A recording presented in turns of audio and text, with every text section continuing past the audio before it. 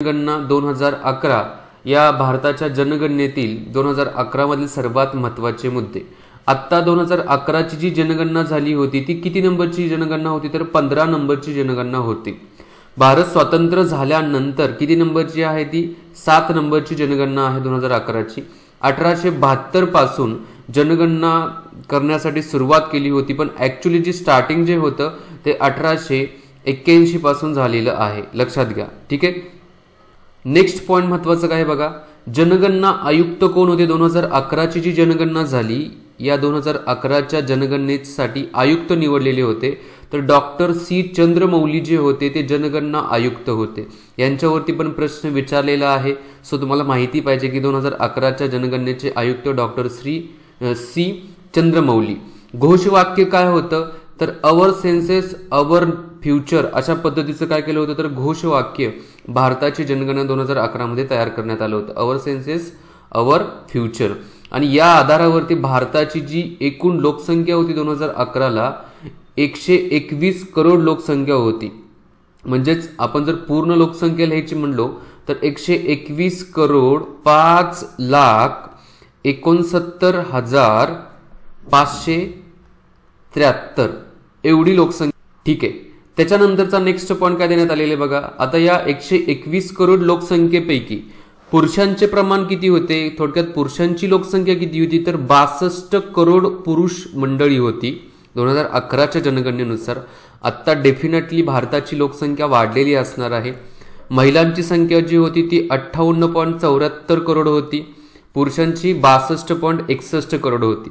आणि जगाच्या तुलनेमध्ये विचार केल्यास भारताची लोकसंख्या काय सर्वांनाच माहित आहे 2 नंबरला आहे। 1 नंबरला कोणता देश तर चायनाची, चीनची लोकसंख्या, चीन या देशाची लोकसंख्या 1 नंबरला आहे, म्हणजे सर्वात जास्त लोकसंख्या असणारा देश चायना आहे।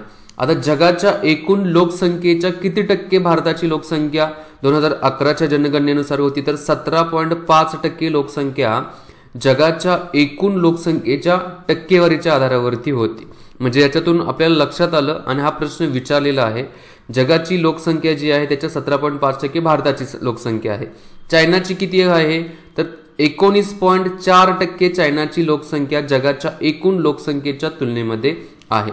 आता पुरुषांच्या आणि महिलांच्या बाबतीमध्ये आपण बघितलं की पुरुषांची एकूण लोकसंख्या किती आहे 62.61 आणि महिलांची 58.74 करोड। ते जर आपण पर्सेंटेजच्या दृष्टिकोनातून बघितलं तर पुरुषांची म्हणजे मेलची लोकसंख्या किती आहे पर्सेंटेजच्या दृष्टिकोनातून तर 51.47% पुरुषांची लोकसंख्या आणि फिमेल म्हणजेच महिलांची लोकसंख्या जी होती ती 48.52% होती। भविष्यामध्ये याच्यावरती प्रश्न विचारतील, सो माहिती असून दे, पुरुषांची लोकसंख्या महिलांच्या लोकसंख्येपेक्षा 2011 च्या जनगणनेला जास्त होती। ठीक आहे, आता नेक्स्ट पॉइंट काय आहे बघा, नेक्स्ट देण्यात आलेलं आहे की सर्वाधिक लोकसंख्या असणारी राज्य कोणती कोणती होती। बघा, सर्वात जास्त लोकसंख्या असणारी 5 राज्य कोणती आहेत असा परीक्षेला प्रश्न विचारला जाऊ शकतो आणि ऑप्शन दिले जाऊ शकतात। ऑलरेडी याच्यावरती प्रश्न विचारलेला आहे। सो सर्वात जास्त लोकसंख्या असणारं 1 नंबरला आहे उत्तर प्रदेश, यूपी म्हणजे उत्तर प्रदेश, MH म्हणजे महाराष्ट्र 2 नंबरला आहे आपलं, 3 नंबरला बिहार, 4 नंबरला पश्चिम बंगाल, वेस्ट बेंगॉल म्हणतात त्याला, पश्चिम बंगाल, आणि 5 नंबरला आंध्र प्रदेश। आता उत्तर प्रदेशची लोकसंख्या किती होती 2011 च्या जनगणनेनुसार 19 करोड 98 लाख, महाराष्ट्राची 11 करोड 24 लाख, त्यानंतर बिहारची 10 करोड 41 लाख, पश्चिम बंगालची 9 करोड 13 लाख आणि आंध्र प्रदेशची 8 करोड 46 लाख एवढी लोकसंख्या काय होती तर या राज्यांची होती।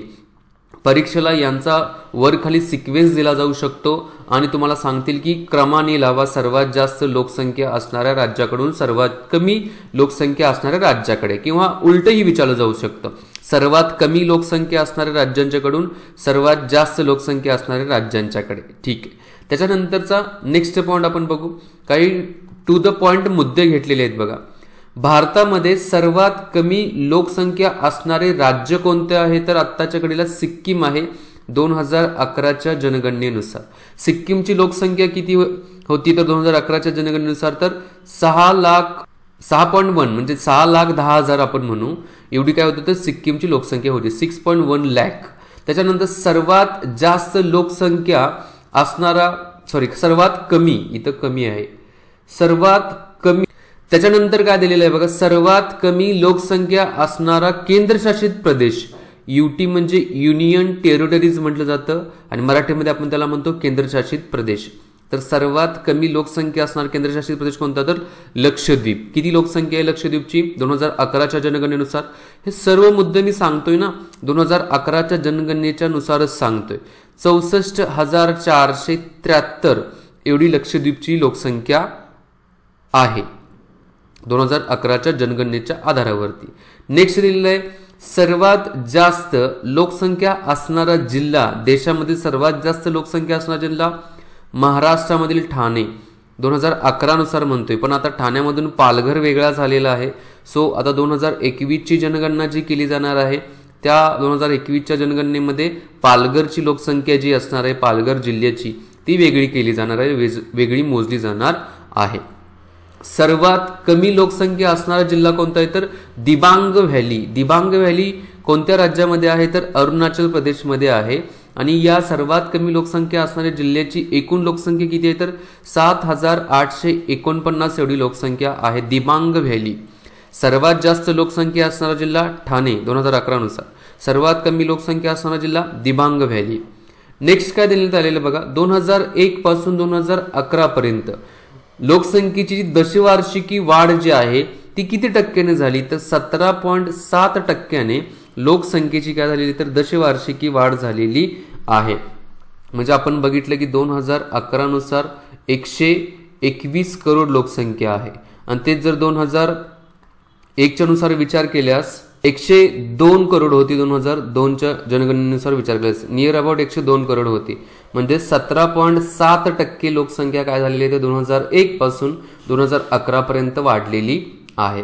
नेक्स्ट काय दिलेलं आलेलं आहे बघा, 2001 ते 2011 मध्ये जास्त दशवार्षिकी वाढ असणारं राज्य किंवा केंद्रशासित प्रदेश कोणता आहे, तर इथं केंद्रशासित प्रदेश देण्यात आलेला आहे.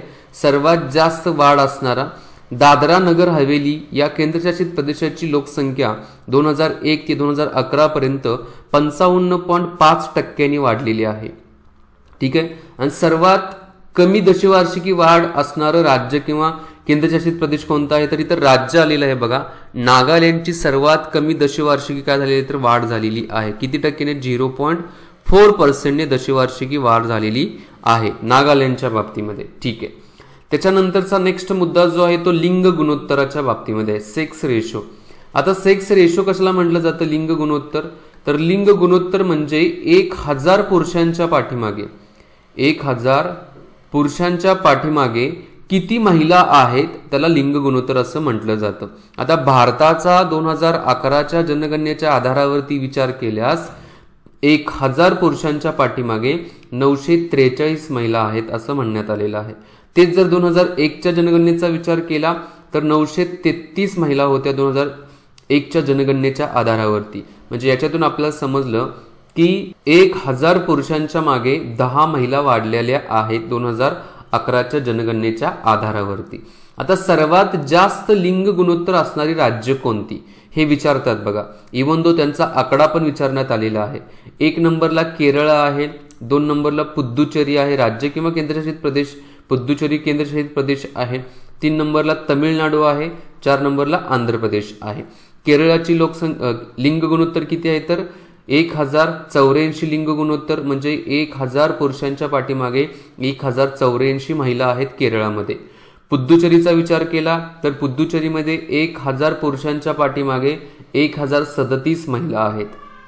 तमिळनाडूचा विचार केला तर तमिळनाडूमध्ये 1000 पुरुषांच्या पाठीमागे 996 महिला आहेत. आणि आंध्र प्रदेशचा विचार केला तर 1000 पुरुषांच्या पाठीमागे 993 महिला आहेत. विचारला जाऊ शकतो हा प्रश्न उद्या किंवा जोड्या लावायला ही आकडेवारी देते, इकडे राज्यातील जोड्या लावा असं म्हटलं जाऊ शकतं. नेक्स्ट आहे सर्वात कमी लिंग गुणोत्तर असणारी राज्य. आता सर्वात कमी लिंग गुणोत्तर असणारं पहिलं राज्य जे आहे ते हरियाणा आहे. हरियाणामध्ये किती लिंग गुणोत्तर आहे, तर 879 आहे. 1000 पुरुषांच्या पाठीमागे 879 महिला आहेत. त्याच्यानंतर 2 नंबरला जम्मू आणि काश्मीर आहे. जम्मू काश्मीरमध्ये 1000 पुरुषांच्या पाठीमागं 889 महिला आहेत. सिक्कीममध्ये 890 महिला आहेत आणि पंजाबमध्ये 895 महिला आहेत 1000 पुरुषांच्या पाठीमागे. म्हणजे इथं हा प्रश्न विचारला जाऊ शकतो, सर्वात कमी लिंग गुणोत्तर असणारी राज्य क्रमाने लावा. कमीकडून जास्तकडे लावा म्हणतील किंवा जास्तीकडून कमीकडे लावा असं म्हटलं जाऊ शकतं. ठीक आहे. त्याच्यानंतरचा नेक्स्ट पॉईंट जो आहे तो साक्षरतेच्या बाबतीमध्ये आहे. आता 2011च्या जनगणनेनुसार भारतामध्ये एकूण साक्षरता जी होती ती 73% होती. म्हणजेच किती देण्यात आलेले टू द पॉईंट बघितले तर 72.99% साक्षरता.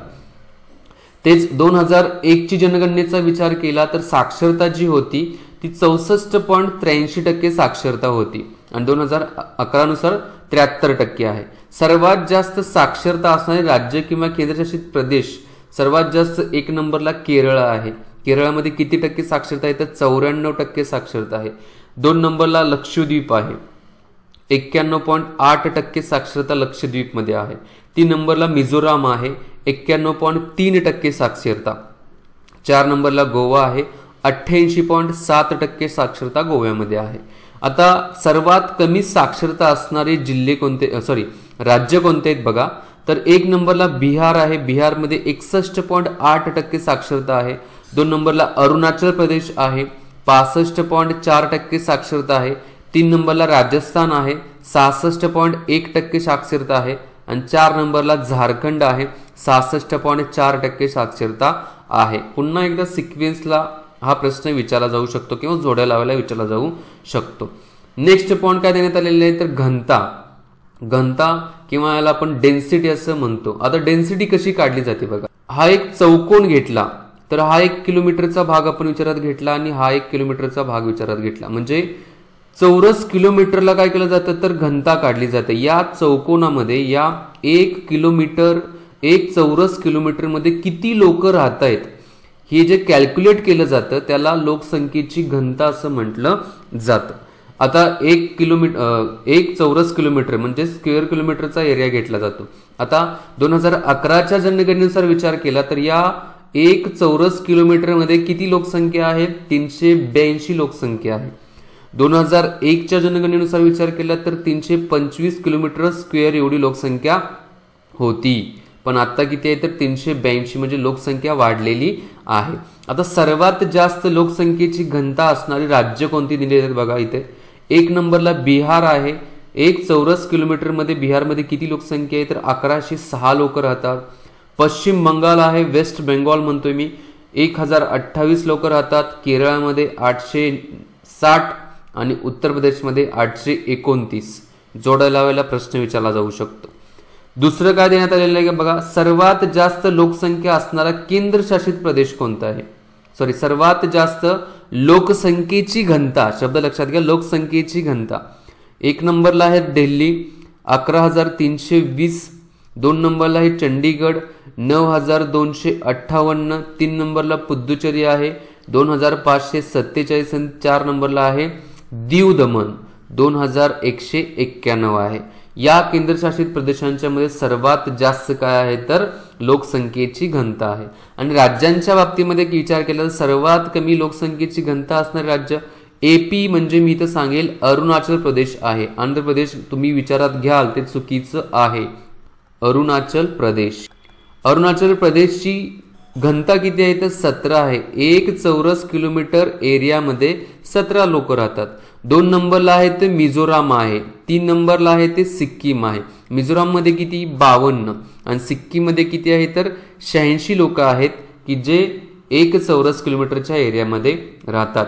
अशा पद्धतीने काय आहे तर आपण काय काय बघितलं बघा. पुन्हा एकदा शॉर्टमध्ये मी 3 मिनिटात रिव्हिजन करतो याची. ठीक आहे. पहिला मुद्दा जो आहे तो 2011ची जनगणना कितवी आहे तर 15वी आहे. स्वातंत्र्यानंतर 7वी आहे. 1872 पासून सुरुवात केली होती. ऍक्च्युली सुरुवात जी आहे ती 1881 पासून म्हटली जाते. आयुक्त जे होते डॉक्टर सी चंद्रमौली होते. घोषवाक्य अवर सेन्सेस अवर फ्युचर असं म्हटलेलं आहे. 121 करोड लोकसंख्या आहे असं सांगितलं. 62 करोड पुरुष आहेत, 58 करोड महिला आहेत.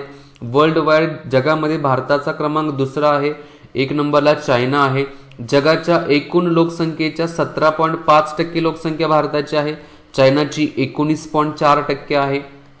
त्याच्यानंतर बघितलं की सर्वात जास्त लोकसंख्या असणारे राज्य उत्तर प्रदेश 1 नंबरला, 2 नंबरला महाराष्ट्र आहे, 3 नंबरला बिहार, 4 नंबरला पश्चिम बंगाल, 5 नंबरला आंध्र प्रदेश आहे। लोकसंख्या पुढे दिलेली आहे बघा, उत्तर प्रदेशची 19.94, महाराष्ट्राची 11.24, बिहारची 10.41, पश्चिम बंगालची 9.13 आणि आंध्र प्रदेशची 8.46 करोड आहे। त्याच्यानंतर आपण बघितलं टू द पॉइंट मुद्दे बघितले बघा, सर्वात कमी लोकसंख्या असणारे राज्य सिक्कीम, सर्वात कमी लोकसंख्या असणारा केंद्रशासित प्रदेश लक्षद्वीप, सर्वात जास्त लोकसंख्या असणारा जिल्हा ठाणे, सर्वात कमी लोकसंख्या असणारा जिल्हा दिबांग व्हॅली। 2001 ते 2011 दशवार्षिकी वाढ 17.7% आहे देशामधली।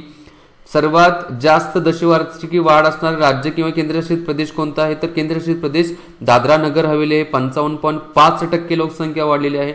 सर्वात कमी दशवार्षिकी वाढ नागालँडची आहे, 0.4% आहे। त्याच्यानंतर लिंग गुणोत्तर बघितलं, लिंग गुणोत्तर मध्ये 2011च्या जनगणनेनुसार भारताचे लिंग गुणोत्तर 943 आहे, 2011 नुसार 933।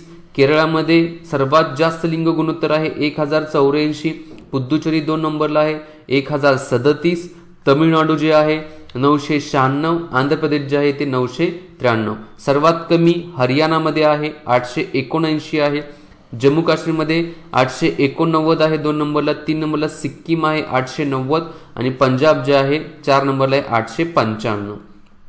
त्याच्यानंतर आपण बघितलं साक्षरता, भारतामध्ये एकूण साक्षरता 2011च्या जनगणनेनुसार 73%, 2001 मध्ये 64.83% होते। सर्वात जास्त साक्षरता केरळ 1 नंबरला, 2 नंबरला लक्षद्वीप, 3 नंबरला मिझोराम, 4 नंबरला गोवा। सर्वात कमी साक्षरता बिहार 1 नंबरला, आंध्र प्रदेश, अरुणाचल प्रदेश 2 नंबरला आहे, आंध्र प्रदेश नव्हे अरुणाचल प्रदेश, राजस्थान 3 नंबरला, झारखंड 4 नंबरला आहे।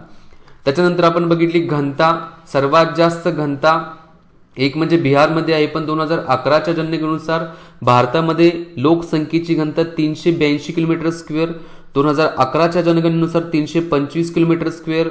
सर्वात जास्त लोकसंख्येची घनता असणारे राज्य बिहार 1 नंबरला, 2 नंबरला पश्चिम बंगाल, 3 नंबरला केरळ आहे, 4 नंबरला उत्तर प्रदेश आहे। केंद्रशासित प्रदेशांच्या बाबतीमध्ये विचार केला तर सर्वात जास्त दिल्लीमध्ये आहे लोकसंख्येची घनता, 2 नंबरला चंडीगड, 3 नंबरला पुद्दुचेरी, 4 नंबरला दीव दमन आहे। त्याच्यानंतर सर्वात कमी लोकसंख्या असणारे राज्य अरुणाचल प्रदेश आहे, 17 आहे, मिझोराम मध्ये 52 आहे, 3 नंबरला सिक्कीम आहे। अशा पद्धतीचे काय तर हे भारताच्या लोकसंख्येच्या बाबतचे महत्त्वाचे मुद्दे आहेत 2011च्या जनगणनेच्या आधारावरती। आता यालाच धरून बघा नेक्स्ट लेक्चरमध्ये सांगेल मी 2011च्या जनगणनेच्या आधारावरती महाराष्ट्राच्या लोकसंख्येच्या संदर्भातील मुद्दे नेक्स्ट लेक्चर नंबर 15 जे असेल त्याच्यामध्ये मी सांगेल। ठीक आहे, मी तर थांबतो। व्हिडिओ आवडले असेल तर लाईक करा, शेअर करा आणि सर्वात महत्त्वाचं मित्रांनो चॅनेलला सबस्क्राईब नक्कीच करा। जय हिंद, जय महाराष्ट्र, जय भारत, वंदे मातरम।